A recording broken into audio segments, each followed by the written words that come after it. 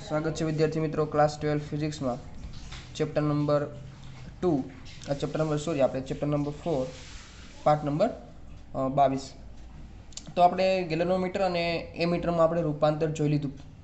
એમાંથી આપણે સૌપ્રથમ મેં તમને વાત કરી હતી ગેલેનોમીટરની વાત કરી હતી, એમાં આપણે જે કોણાવર્તનની વાત કરી હતી, 5 એટલે કોણાવર્તન, 5 એટલે કોણાવર્તન, એનું આપણે સૂત્ર મળ્યું હતું 5 ઇઝ ઇક્વલ ટુ NIAB છેદમાં K। આપણે કોણાવર્તનનું સૂત્ર મળ્યું હતું। અમે કીધું હતું કે આ સૂત્ર થોડુંક યાદ રાખજો, આપણે જરૂર પડશે। તો આ ચેપ્ટરની હવે છેલ્લી થિયરી આપણે જોઈએ, છેલ્લી થિયરી તો 5 બરાબર NIAB છેદમાં K। ઓકે, તો ચાલો આપણે હવે નવો પ્રશ્ન જોઈએ। ખૂબ જ સરસ પ્રશ્ન છે।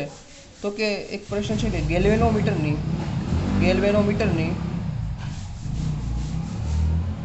સંવેદનશીલતા, ગેલ્વેનોમીટરની સંવેદનશીલતા એટલે શું? સંવેદનશીલતા એટલે મિત્રો કંઈ નહીં, સેન્સિટિવિટી।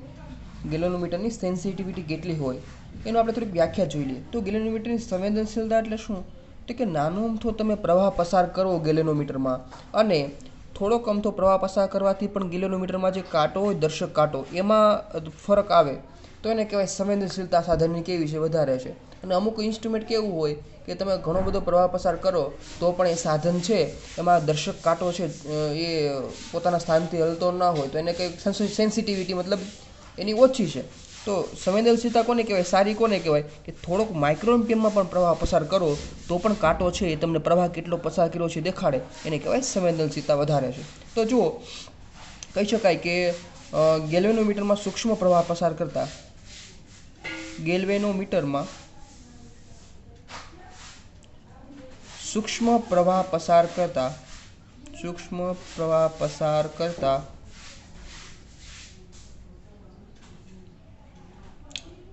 દર્શક કાંટો આવર્તન દર્શાવે છે, જેને શું કહેવાય? ગેલ્વેનોમીટરની સંવેદનશીલતા કહીએ છીએ। ઓકે, સૂક્ષ્મ પ્રવાહ પસાર કરી અને દર્શક કાંટો આવર્તન દેખાડે એને કે આપણે સંવેદનશીલતા કહીએ છીએ। ચાલો હવે આપણે બે શબ્દો જોવાના છે નવા આજે। એક શબ્દ છે આપણી પાસે પ્રવાહ સંવેદનશીલતા, પ્રવાહ સંવેદનશીલતા। ચાલો, પ્રવાહ સંવેદનશીલતા એટલે કરંટ સેન્સિટિવિટી। શું કહેવાય એને? Current sensitivity. ચાલો, પ્રવાહ સંવેદનશીલતા એટલે શું? તો કે એકમ વિદ્યુત પ્રવાહ દીઠ કોણાવર્તનને, પ્રવાહ સંવેદનશીલતા IS કહેવાય, કરંટ સેન્સિટિવિટી।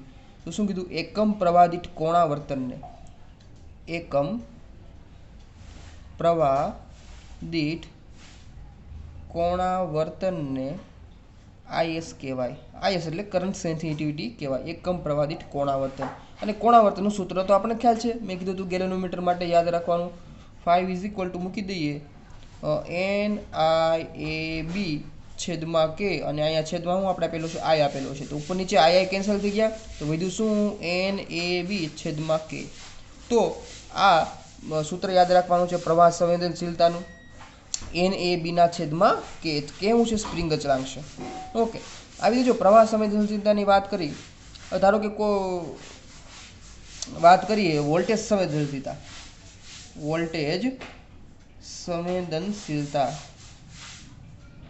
તો મિત્રો એની પણ વોલ્ટેજ સંવેદનશીલતા એ પણ સમાન છે। એમાં જો IS ની જગ્યાએ શું લખશું? VS, સેન્સિટિવિટી ઓફ વોલ્ટેજ, તો અહીંયા શું કરતા હતા આપણે? ઉપર 5 છેદમાં પ્રવાહ સંવેદનશીલતા હતી એટલે છેદમાં I આવે, અહીંયા વોલ્ટેજ સંવેદનશીલતા હોવાથી છેદમાં આવશે V। ઓકે, તો એકમ વોલ્ટેજ દીઠ કોણાવર્તનને, એકમ વિદ્યુત સ્થિતિમાનના તફાવત દીઠ કોણાવર્તનને શું કહેવાય? વોલ્ટેજ સંવેદનશીલતા કહેવાય। એની વ્યાખ્યા લખતો નથી, આમાં પણ એકમ પ્રવાહ દીઠ લખતા હતા, આમાં એકમ વોલ્ટેજ દીઠ કોણાવર્તનને શું કહેવાય? વોલ્ટેજ સંવેદનશીલતા કહેવાય। ચાલો આમાં કિંમત મૂકીએ। 5 બરાબર શું હતા? તો કે NIAB છેદમાં K, અને છેદમાં છે અહીંયા V। આવી ટાઈપની ગોઠવણી છે આપણી પાસે। તો અહીંયા જો NIAB ના છેદમાં K છે, તો આને આવી રીતે ગોઠવું છું, જુઓ આ N, પછી આ A અને આ B, અને છેદમાં K એમ રાખું છું। કે આપણે એમને રાખ્યો અને જો અહીંયા વી તો હતો જ તો વી લખી નાખ્યો અને આઈ છે ને છેદમાં જવા દો વીના છેદમાં આઈ જે ઉપર હતો એને આપણે ક્યાં જવા દીધો અહીં છેદમાં વીના છેદમાં જવા દીધો અને વીના છેદમાં એટલે આપણને ખ્યાલ છે શું થાય આર થાય શું થાય અવરોધ આર તો સૂત્ર મળી ગયું આપણને એન એ બી છેદમાં આર ઇન્ટુ કે તો બંનેના સૂત્રમાં શું ફરક છે તો કે વોલ્ટેજ સંવેદનશીલતા હોય એના છેદમાં અહીંયા આર આવે છે જ્યારે પ્રવાહ સંવેદનશીલતા હોય એના છેદમાં અહીંયા કે આવે છે એટલો જ ફરક છે બંનેમાં ફરક શું છે લખી નાખીએ આપણે તો ચલો આપણે વોલ્ટેજ સંવેદનશીલતાને વીએસ લખું તો વીએસ બરાબર આને શું કહેવાય આખું પદ છે અને શું કહેવાય આઈએસ કહેવાય તો આઈએસ લખી નાખું પ્રવાહ સંવેદનશીલતા આઈએસ છેદમાં આર આઈએસના છેદમાં આર કરવું એટલે આ તો ખબર છે વી બરાબર આઈના છેદમાં આર મળી ગયું સૂત્ર ઓકે હવે આપણને ખ્યાલ પડી કે પ્રવાહ સંવેદનશીલતા હોય કે વોલ્ટેજ સંવેદનશીલતા હોય કોના પર આધાર રાખે તો કે ગુંચલાની સંખ્યા પર આધાર રાખે બીજું તો કે ક્ષેત્રફળ પર આધાર રાખે ચુંબકીય ક્ષેત્ર પર આધાર રાખે બીજું અવરોધ પર પણ નવો આધાર રાખે છે અને આઈ પર આધાર રાખે તો આ પ્રમાણે આપણે વોલ્ટેજ સંવેદનશીલતાની વાત કરી હવે આની સાથે એક આપણે છે એ સૂત્ર આના રિલેટેડ જે એક્ઝામ્પલ છે આપણે જોઈ લઈએ તો આની સાથે એક સંકળાયેલો દાખલો છે સ્વાધ્યાયનો 4.10 સ્વાધ્યાયનો 4.10 છે મિત્રો એ આની સાથે સંકળાયેલો દાખલો છે તો જો આપણને અહીંયા રકમ જ એવી આપી છે આપણને અહીંયા કે બે ચલિત ગુચલા એમ અને M2 માટે M1 અને M2 બે ગુચલા છે એમના માટે બધી કિંમત આપણને અહીંયા આપી દીધી છે પહેલી કિંમત છે જો પેલા ગુચલા માટે અવરોધ આપ્યો છે આટાની સંખ્યા N1 ક્ષેત્રફળ A1 ચુંબકીય ક્ષેત્ર B1 એવી રીતે M2 ગુચલા માટે તો કે R2 અવરોધ આટાની સંખ્યા ક્ષેત્રફળ અને B2 તો ગોતવાનું શું કીધું છે ઓપ્શન વિદ્યુત પ્રવાહ સંવેદનશીલતાનો ગુણોત્તર બંને ગુચલા માટે વિદ્યુત પ્રવાહ સંવેદનશીલતાનો ગુણોત્તર ગોતવાનો છે પછી વોલ્ટેજ સંવેદનશીલતાનો ગુણોત્તર કોના માટે બે માટે તો ચલો એ ઓપ્શન ગોતીએ પહેલા હે ને તો શરૂઆતમાં જો આપણે આ M1 ગુચલા માટે આપેલું છે કોના માટે છે M1 ગુચલા માટે આપેલું છે આ કોના માટે આપેલું છે M2 ગુચલા માટે આપેલું છે ઓકે ચલો આપણે એ ઓપ્શન જોઈએ વિદ્યુત પ્રવાહ સંવેદનશીલતાનો ગુણોત્તર આપણે જોઈએ છે ચાલો પહેલાં તો આપણે M1 ને M2 ગુચલા માટે વિદ્યુત પ્રવાહ સંવેદનશીલતા ગોતી લઈએ પ્રવાહ સંવેદનશીલતા ગોતી લઈએ ચાલો તો પહેલાં કહું M1 ગુચલા માટે પ્રવાહ સંવેદનશીલતા જોઈએ છે તેનું કહી દઉં પ્રવાહ સંવેદનશીલતા IS1 કહી દઉં IS1 ચાલો પેલા ગુચલા માટે વાત કરી છે સૂત્ર શું છે આપણી પાસે પ્રવાહ સંવેદનશીલતા હમણાં જોયું NAB છેદમાં K NAB છેદમાં K આવું આપણી પાસે સૂત્ર છે ઓકે અને M2 ગુચલા માટે વાત કરું M2 માટે હવે જો બંને માટે પ્રવાહ સંવેદનશીલતા જોઈએ છે પણ જો હવે અલગ આના માટે આટાની સંખ્યા N1 છે ક્ષેત્રફળ A1 છે ચુંબકીય ક્ષેત્ર B1 છે ઓકે કે બંને માટે સમાન છે સ્પ્રિંગ અચળાંક બંને માટે સમાન છે તો આના માટે IS2 લખું બીજા ગુચલા માટે શું લખાય N2 A2 B2 છેદમાં K બંનેનો ગુણોત્તર લઈએ IS2 છેદમાં IS1 તો બંનેમાંથી K1 K તો કેન્સલ થઈ જશે તો વધે શું આપણી પાસે તો કે ઉપર વધે છે અહીંયા IS2 છે એટલે N2 વધશે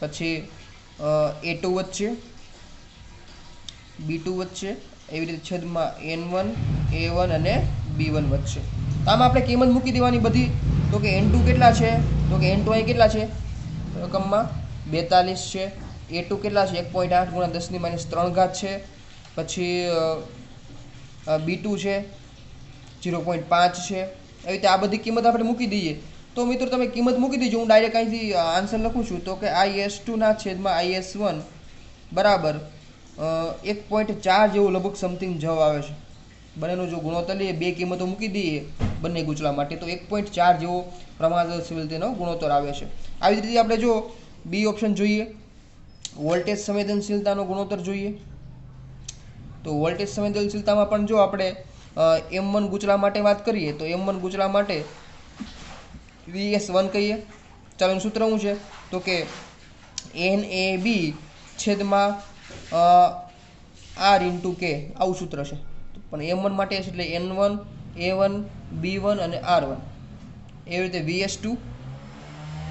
VS2 બરાબર શું થાય તો કે VS2 બરાબર થાય N2 A2 B2 છેદમાં R2 ઇન્ટુ K અહીંયા પણ જો બંનેનો ગુણોત્તર જોઈએ છે તો બંનેની કિંમત મિત્રો જો બંનેનો ગુણોત્તર લેશો કોનો ગુણોત્તર લેવાનો તો કે VS2 ના છેદમાં VS1 આ બેનો મિત્રો આપણે ગુણોત્તર લઈશું આમાં તો જુઓ અહીંયા કે બંનેમાં કેન્સલ થઈ જશે કે શું થઈ જાય કેન્સલ થઈ જાય ચાલો VS2 ની કિંમત મૂકી દઈએ તો કે VS2 કેટલા છે આપણી પાસે N2 A2 આ B2 અને છેદમાં R2 છેદમાં VS1 કેટલા છે તો કે N1 A1 B1 અને R1 ઓકે R1 ઉપર વહી જાય R2 નીચે બી આવે તો આપણે શું મળે તો કે N2 A2 B2 અને R1 છેદમાં N1 A1 B1 અને R2 આ બધાની કિંમત પાછી આપણે ઉપરથી મૂકી દેવાની જો R1 A1 B1 આ બધી કિંમત આપણને ઉપર રકમમાં આપેલી છે અને આનો ગુણોત્તર લેવાનો તો અહીં ડાયરેક્ટ આન્સર લખું છું તો કે VS2 ના છેદમાં VS1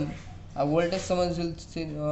વોલ્ટેજ સેન્સિટિવિટીનો ગુણોત્તર આપણને મળે છે 1 ઓકે તો બે જવાબ મળી ગયા જો આ ગુણોત્તર 1.4 મળે છે અને આ ગુણોત્તર 1 મળે છે તમારે આ કિંમત છે એ તમારે રફ નોટમાં મૂકી દેવાની અને જવાબ ચેક કરી લેજો ઓકે તો આ સ્વાધ્યાયનું આપણે જોયું 4.10 જે હમણાં રિલેટેડ છે તો હજી પણ સાથે એક દાખલો છે જે રિલેટેડ છે એ આપણે જોઈ લઈએ તો એ આપણે છે ઉદાહરણ નંબર 4.13 ઉદાહરણ નંબર 4.13 છે એ સાથે જોઈ લઈએ તો એમાં પણ ઉદાહરણ નંબર 4.13 ની ગણતરી કરીએ તો એમાં જો આપણને એક હમણાં આપણે જે વોલ્ટ મીટર ને એમીટરની વાત કરી હતી તો વોલ્ટ મીટર અને એમીટર વિશે વાત કરી છે તો એમાં જુઓ પહેલો ઓપ્શન પૂછ્યો છે આપણે અહીંયા એક આપણને સર્કિટ આપી છે એમાં જુઓ આ 3 વોલ્ટ 3 ઓહમનો અવરોધ છે અને આ એમીટર જોડેલું છે ઓકે તો RG બરાબર 60 ઓહમ આપેલા છે RG એટલે ગેલોમીટરનો અવરોધ કેટલો આપેલો છે 60 મીટર તો અહીં લખી નાખું છું તો કે RG બરાબર 60 ઓહમ ચાલો RG બરાબર 60 ઓહમ ગેલોમીટર અને શન્ટ કેટલો જોડેલો છે RS બરાબર 0.02 ઓહમ વડે એમીટરમાં રૂપાંતર કરેલ છે તો આપણે વિદ્યુત પ્રવાહ ગોતવાનો છે શું ગોતવાનું છે વિદ્યુત પ્રવાહનું મૂલ્ય ગોતવાનું છે ચાલો વિદ્યુત પ્રવાહ આપણે ગોતવો છે તો આપણને ખ્યાલ છે જો શું બનાવ્યું છે આપણે એમીટર બનાવ્યું છે તો એમીટરમાં આપણને ખ્યાલ છે ધારો કે જો આપણે આકૃતિ દોરું સમજાવું પાછું આ ગેલેનોમીટર છે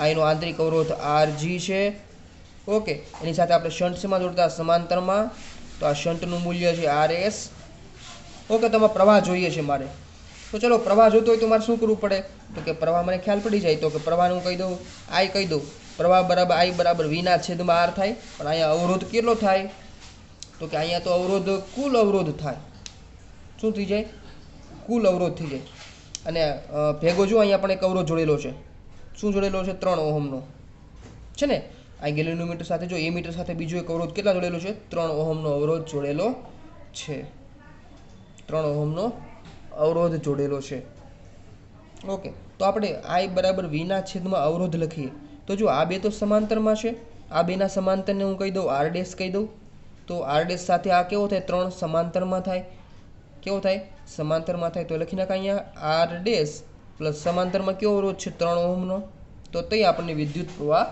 મળી જાય ચલો આ બેનો સમાંતર આપણે R ડેશ તો ગોતવો પડશે ચલો R ડેશ ગોતીએ તો શું થાય તો કે R ડેશ બરાબર સમાંતરમાં હોય તો આપણને ખબર છે RG ઇન્ટુ RS છેદમાં RG પ્લસ RS સમાંતર જોડાણ માટે અને 1/RG પ્લસ 1/RS એનો પડે ક્રોસ ગુણાકાર કરીને આવું થઈ જાય તો RG બરાબર કેટલા છે આપણી પાસે તો કે 60 આપેલા છે RS કેટલા છે તો કે 0.02 છે તો અહીં 60 પ્લસ 0.02 તો કુલ આપણને મળે છે આનો ગુણોત્તર પાછો આપણને 0.02 મળે છે ઓહમ તો R ડેશ તો આપણને મળી જાય કેટલા મળ્યા 0.02 ચાલો કિંમત મૂકી દઈએ ચાલો વોલ્ટેજ કેટલા છે પરિપથમાં 3 વોલ્ટનો બેટરી છે તો ઉપર 3 આવશે છેદમાં R ડેશ કેટલા મળ્યા 0.02 મળ્યા છે પ્લસ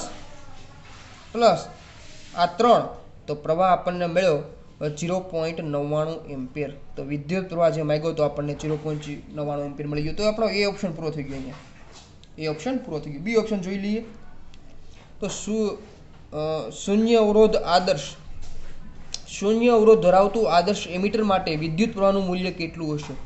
વિદ્યુત પ્રવાહનું મૂલ્ય કેટલું હશે? તો આ ગેલોનોમીટરનો અવરોધ છે જે હવે એ કેવો થઈ ગયો? શૂન્ય થઈ ગયો। ગેલોનોમીટરનો અવરોધ કેવો થઈ ગયો? આરજી શૂન્ય થઈ ગયો। તો અહીંયા મિત્રો આપણે આરજી શૂન્ય મૂકી દો તમે તો આર ડેશ કેવો થઈ જાય? શૂન્ય થઈ જાય। તો આપણી પાસે વિદ્યુત પ્રવાહ કેવો વધે? તો કે I બરાબર V/3, V બરાબર 3 છે, 3/3 બરાબર 1। ખાસ ધ્યાન રાખજો, જો અહીંયા શું કીધું છે? શૂન્ય અવરોધ ધરાવતું આદર્શ એમીટર। તો ગેલોમીટરનો અવરોધ આરજી છે એ કેવો થઈ જાય? શૂન્ય થઈ જાય। તો છેદમાં જુઓ આરજી છે, આરજી આપણે શૂન્ય મૂકી દઈએ તો આર ડેશ કેવા મળે આપણને? ગુણાકારમાં છે એટલે આર ડેશ પણ શૂન્ય મળે, અને આર ડેશ અહીંયા શૂન્ય મૂકી દઈએ તો V/3 વધે, તો V/3 મૂકી દઈએ ને V બરાબર 3 આપેલા છે તો I બરાબર કેટલા મળે? 1 એમ્પિયર મળે। ઓકે, તો બે આપણે દાખલા છે એ આપણે પૂરા થઈ ગયા। તો હવે આપણે આગળ ગણતરી કરીએ, જે દાખલા બાકી છે વધારાના એ આપણે જોઈ લઈએ। ચાલો આવી રીતે એક દાખલા બાકી છે, એમાં આપણે છે 4.7 બાકી છે, 4.7 સ્વાધ્યાયનો। તો સ્વાધ્યાયમાં જોઈએ 4.7, એમાં જો આપણે રકમ આપેલી છે કે 4 સેન્ટીમીટર અંતરે રહેલા બે લાંબા સીધા તાર એ ને બી માંથી 8 એમ્પિયર અને 5 એમ્પિયર વિદ્યુત પ્રવાહ એક જ દિશામાં વહે છે, તો એના 10 સેન્ટીમીટર લંબાઈના વિભાગ પર લાગતું બળ શોધો। તો અહીંયા આપણને કીધું છે બે લાંબા સીધા તાર છે, બે લાંબા સીધા તાર છે, એકનું નામ એ છે, એકનું નામ બી છે, બંનેમાં જો એક જ દિશામાં પ્રવાહ વહે છે। ચાલો એક જ દિશામાં એટલે ઉપર તરફ ધારો કે પ્રવાહ વહે છે, આમાં પ્રવાહ કેટલો વહે છે? તો કે આમાં 8 એમ્પિયર પ્રવાહ વહે છે અને આમાં 5 એમ્પિયર જેટલો પ્રવાહ વહન થાય છે। તો શું ગોતવાનું કીધું છે? તો કે ચલા એના 10 સેન્ટીમીટર લંબાઈના વિભાગ પર, એના 10 સેન્ટીમીટર લંબાઈના વિભાગ પર લાગતું બળ। તો પેલા બળનું સૂત્ર આપણે મેળવી લઈએ ને। તો એકમ લંબાઈ દીઠ લાગતું બળ ગોતી લઈએ। એકમ લંબાઈ, કારણ કે આપણે લંબાઈ જો આ વચ્ચેનું અંતર 4 સેન્ટીમીટર આપેલું છે, આપણને તારની લંબાઈ નથી આપેલી, એટલે આપણે જોઈશું એકમ લંબાઈ દીઠ લાગતું બળ। એકમ લંબાઈ દીઠ લાગતું બળ એને આપણે કહીએ સ્મોલ AB, એ ઉપર લાગતું બળ બી દ્વારા। ઓકે, કારણ કે જો એકમ લંબાઈની વાત કરીએ તો સૂત્રમાં જે લંબાઈ આવતી છે લંબાઈનું સૂત્ર કેન્સલ થઈ જાય છે, એટલે આપણે લંબાઈ તો આપેલી નથી, એટલે આપણે ગણી શકીએ તો આપણને ખબર છે μ0 IB છેદમાં 2πd।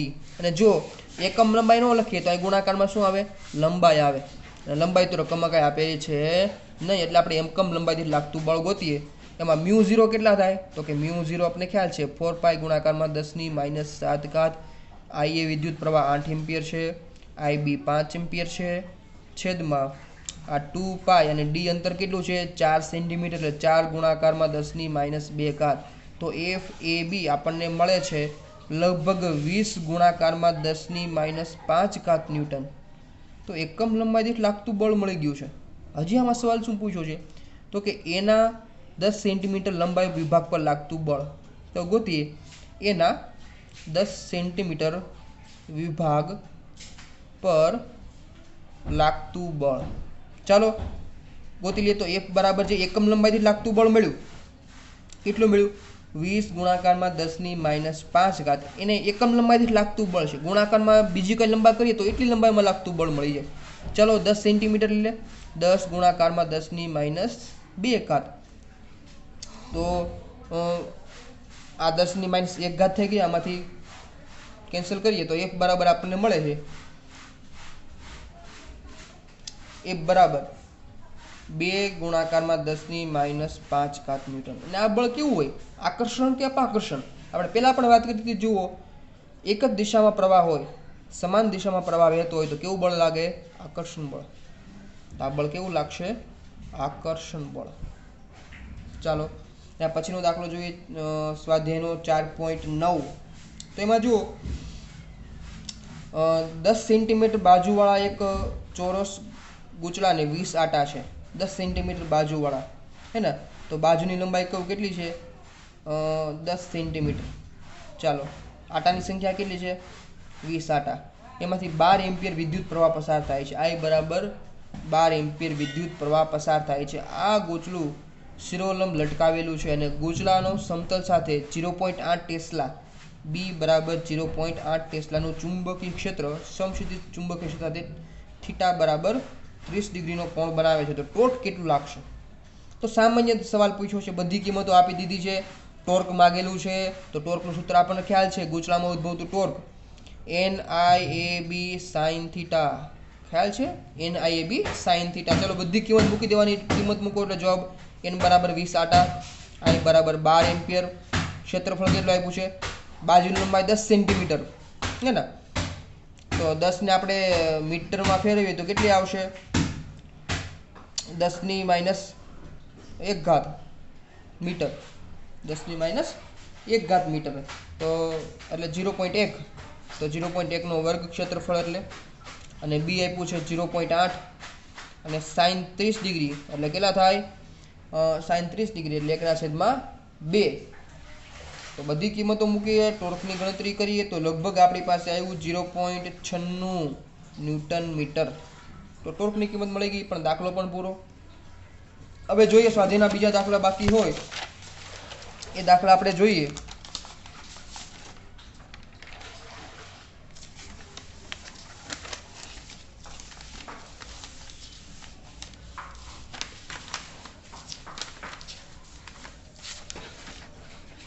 તો બે દાખલા બાકી છે એ સાથે ગણતરી કરી લઈએ। એક છે સ્વાધ્યાયનો 4.13, સોરી ઉદાહરણ છે 4.13 જોઈએ। ચલો એમાં આપણને વાત કરી છે, એ પણ સિમ્પલ દાખલો છે।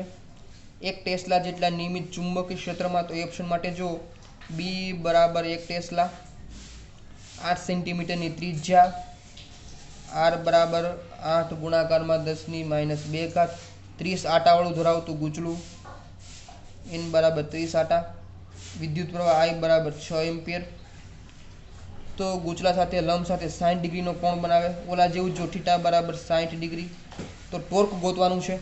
તો ફરી પાછું ઓલું સૂત્ર હમણાં વાપર્યું હતું એ જ, tau is equal to NIAB sin theta, બધી કિંમત મૂકો એટલે ટોર્ક આપણને મળી ગયું।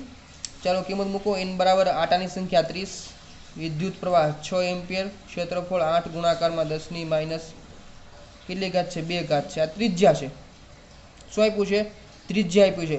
તો ગૂંચળાનું ક્ષેત્રફળ કેટલું થાય પાઈ r સ્ક્વેર, તો ગુણાકારમાં પાઈ કરી દઈએ અને ત્રિજ્યાનો સ્ક્વેર પાઈ r સ્ક્વેર, ત્રિજ્યા કેટલી છે 8 ગુણાકારમાં 10 ની -2 ઘાત, આ ત્રિજ્યા છે એનો વર્ગ કરીએ, અને આ sin 60 ડિગ્રી, sin 60 ડિગ્રી કેટલી થાય મિત્રો √3/2 થાય, કેટલું થાય √3/2 કિંમત થાય।